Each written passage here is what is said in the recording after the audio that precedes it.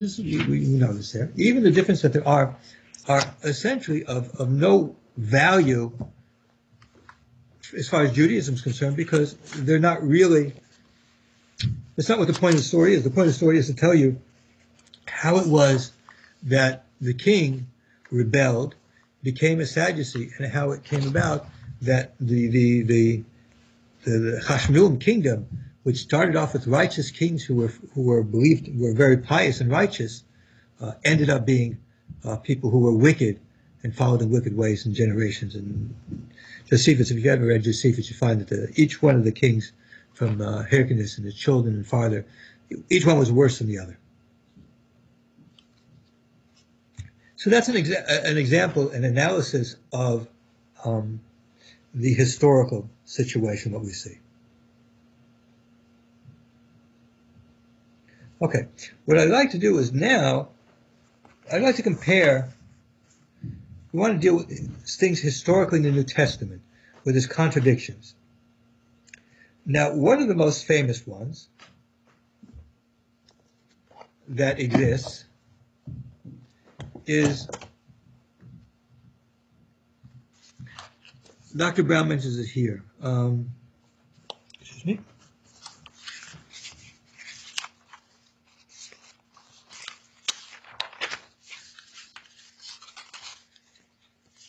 Talking about contradictions, Dr. Brown says this. In terms of alleged contradictions, there can be divided into two categories, historical problems and apparent contradictions between the New Testament sources themselves. A favorite passage of the anti-missionaries is Stephen's speech in Acts 7, a speech supposedly brimming with errors.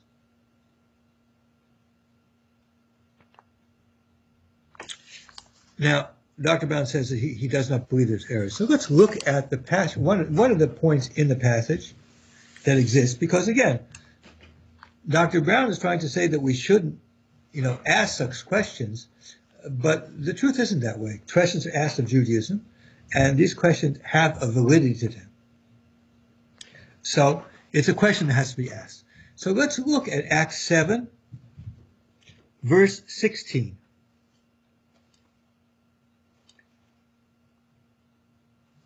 So let's go actually to 14. It's a little bit easier to start there.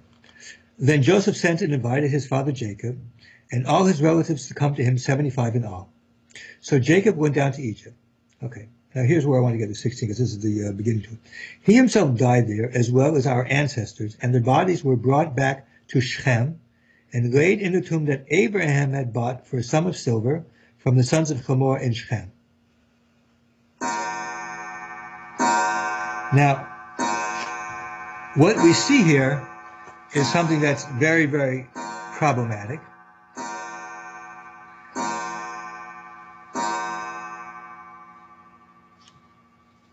Hamor lived in Shechem, which is true, but Abraham didn't buy anything from there. The person who bought was Jacob. And Jacob was not laid to rest there. Jacob was laid to rest. Anybody who's been to Israel on a tour of Israel knows in Hebron is where Jacob is buried. So this is a very serious question. It is in fact discussed in other places. We can now look, if you want to, let's have a look actually what it says in the Tanakh itself. The actual burial situation appears in the book of Joshua 24:32.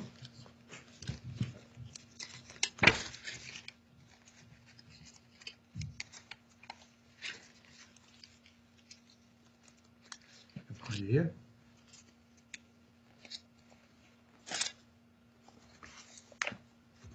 So what's my thing here?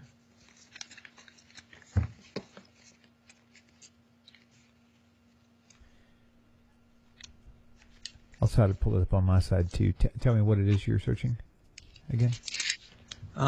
Verse 24:32.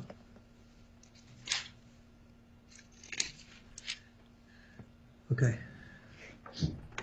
32. Joseph's bones, which the children of Israel had brought up from Egypt, they buried in Shechem, in the portion of the field that Jacob acquired from the children of Hamor, the father of Shechem, 400 kesisah. Now the verse here says specifically And it's in agreement, of course, what's in Genesis, that that land was bought by Jacob and not Abraham. Now, again, if you believe in inerrancy from the text, it's a problem. So what do people say about that? I have here the Jewish Annotated New Testament by a number of scholars. This is not, Christian sources, but let's just read what it says on verse 16. It says, the burial of Joseph in Shechem, in land purchased by Jacob, not Abraham, may have influenced the suggestion that the ancestors were buried there, despite the tradition that Abraham, Isaac, and Jacob were buried in Hebron. Okay, so he seems to have gotten the tradition wrong. Simple as that. Let's look at another one. This is from Christians. A very nice commentary, actually. It's called Commentary on the New Testament, Use of the Old Testament, by Beale and Carson. And on page 560, let's read what he writes.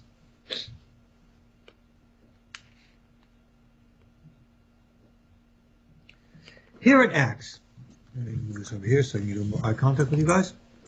Here in Acts it is said that Abraham, not Jacob, bought the land at Shechem from the sons of Hamor and Shechem, not Machpelah and Hebron. His name is the site of the burial of Jacob.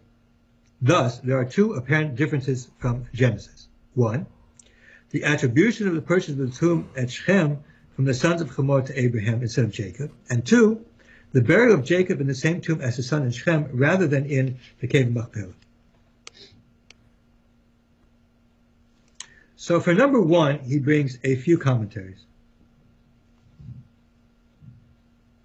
trying to explain what it is. With regard to one, most commentators think that a simple confusion of the names has been made by Stephen or Luke. Very simple. The majority of commentators realize that Stephen made a boo-boo. He made a mistake. Live with it. That's all. Right. He made a mistake. Now, if that bothers you, that's whatever, but whatever. Now, he does bring some suggestions of what it is. One says he runs stories together. Another says some other things. But he says in the end about these things, no solution offered thus far is entirely free from difficulty, but at a Bruce causes the fewest problems.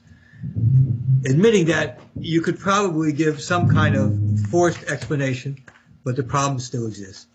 I mean, basically the majority of people have to admit that Stephen made a boo-boo, made a mistake. That's all. By the way, whether it means anything that Stephen made a mistake is a different story. There's the fact and what's the implication from the fact, which is important here. Okay? Stephen made a boo-boo. Now, with regard to the bodies having been buried there, they also tried to do something.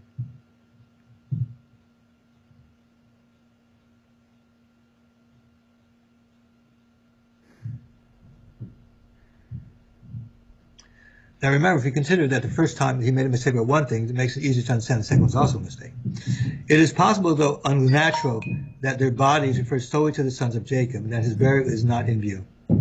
I do not believe that the traditional burial place for the other sons was there. I think we know that Joseph was buried in Shechem. There are many people who go to the tomb of Joseph there, but the other brothers were not there. Although it may be that Stephen was more interested in Joseph than in Jacob, as much as that he in that it referred to Joseph rather than Jacob. Okay, possibilities. What it means for the second part. The main thing that people point out is that the first one, which he agrees that the majority of commentators agree that Stephen just blew it, made a mistake. But it's just the way it is. Right.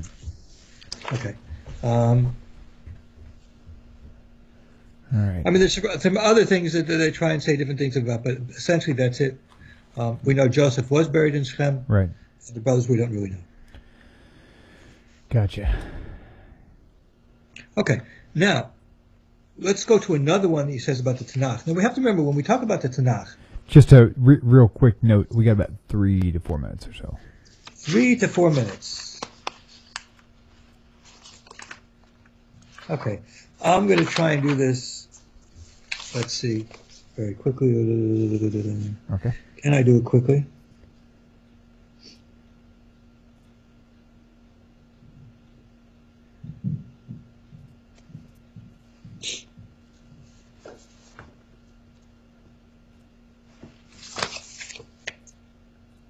Yeah, okay.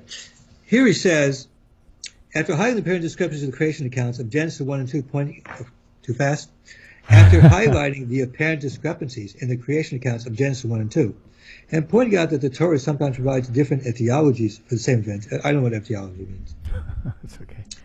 You know, Dr. Brown is an intellectual, so he likes using these words. I like using simple words. Okay. The point being is that let's talk about Genesis 1 and 2. It is quite true that the scholars will talk about the contradiction with Genesis 1 and 2, talking about different things.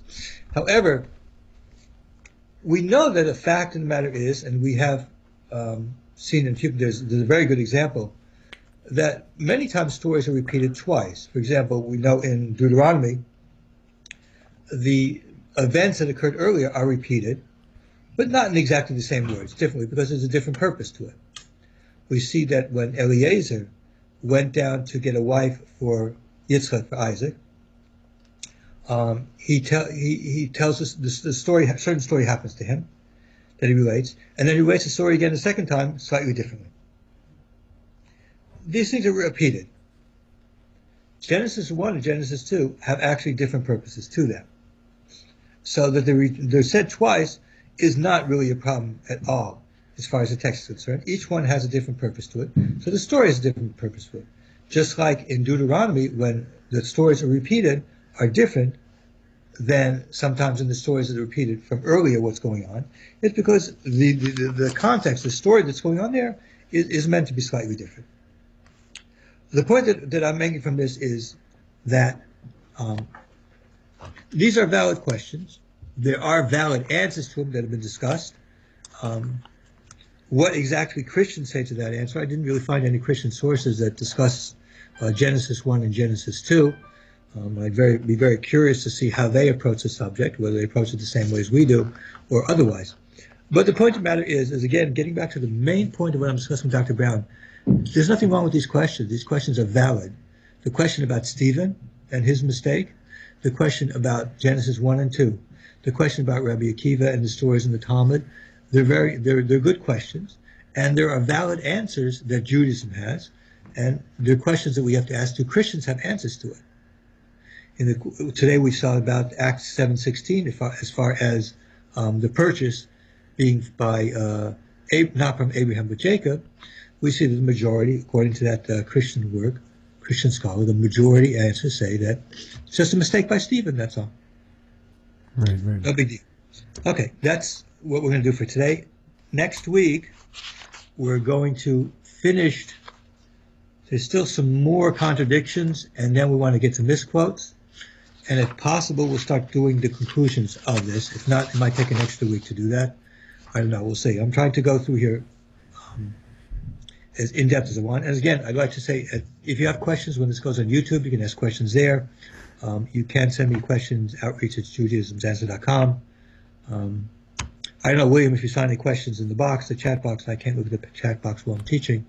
But if there's something there, it would be very interesting to see. Let's see. Okay, let's see. Okay, now, actually, just now, this is the first time I've looked at chat all night, and apparently there was a little bit of an echo in one of the screenshots. I'm not sure which one it was, but won't be able to fix that, but I'll definitely watch out for it next time. Didn't see any questions, though. Speaking of which, if you guys have questions on the YouTube chat, be sure to tag Tanakh Talk in it. It'll be very easy for me to find it really quickly. Right. So, and I do check the YouTube when it's up to see questions there, and there are some discussions that I have. And in fact, if you notice, some of my answers in the beginning, my discussion in the beginning, was based really on something that somebody had said there. Right, gotcha. Various comments that I had. So I will try and even address it here, okay. Recognizing that there may be some points that were not clear, and so if you ask the questions there, I will definitely try to clarify it, because after all, there's going to be a test at the end of the year. We all want to pass. So. Certainly. Very good. Okay, Rabbi, thank you for your time, and thank you, viewers out there. Make sure you subscribe and turn on the notifications. If you like the video, be sure to give it a thumbs up and share it with your friends. Meanwhile, we'll see you guys same time, same place next week, Hashem willing. And until then, we'll see you on the other side. Rabbi, y'all have a good night. Shalom, shalom.